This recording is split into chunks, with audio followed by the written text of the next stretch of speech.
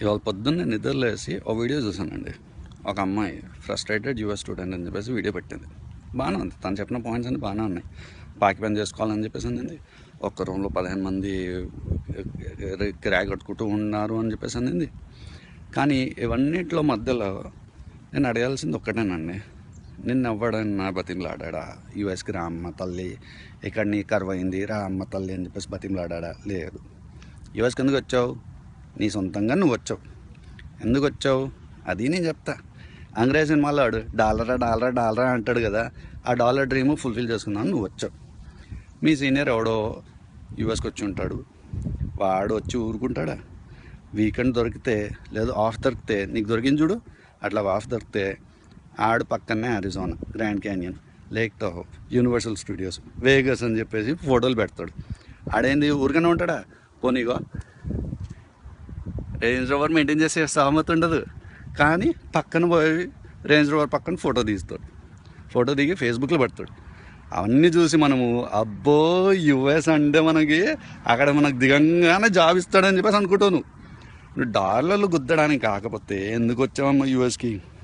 మళ్ళీ NPU university, silicon valley, నువ్వు నిజంగానే చదువుకోవడానికి వచ్చినట్టే, నిజంగానే నీ బీటెక్ అయిన తర్వాత మాస్టర్స్ చేయాలని చెప్పేసి కోరిక ఉండి నువ్వు చేయాలని చెప్పేసి వచ్చుంటే ఎన్పియు జాయిన్ అవుతావా?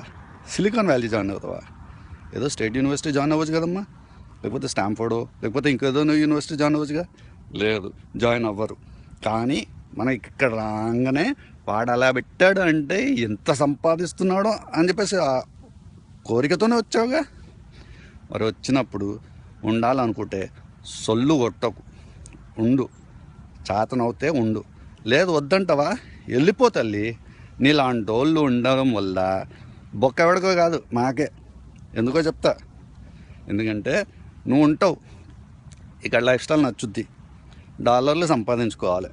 మళ్ళీ ఇండియాకి వెళ్తే అదేంటి అప్పుడే వచ్చావా అని చెప్పేసి అడుగుతారు. అవన్నీ నీకు వద్దు. నువ్వేం చేస్తావు? H1 అప్లై చేసుకుంటావు. ఆ దరిద్రం కొద్దీ లాటరీలో నీ H1 వెళ్తుంది. మా లాంటి వాళ్ళకు బొక్కబడుద్ది. తర్వాత ఏమవుతుంది? నువ్వు H1 వస్తుంది, అన్నీ చేస్తావు, బాగానే ఉంటుంది. ఫైనల్గా ఎవరినో గ్రీన్ కార్డు ఉన్నోడిని చూస్ చేసుకుంటావు. కానీ ఇక్కడ బొక్కబడేది మాకమ్మ. నీకు అంత కష్టమైతే వెళ్ళిపో, ఇండికి వెళ్ళిపో.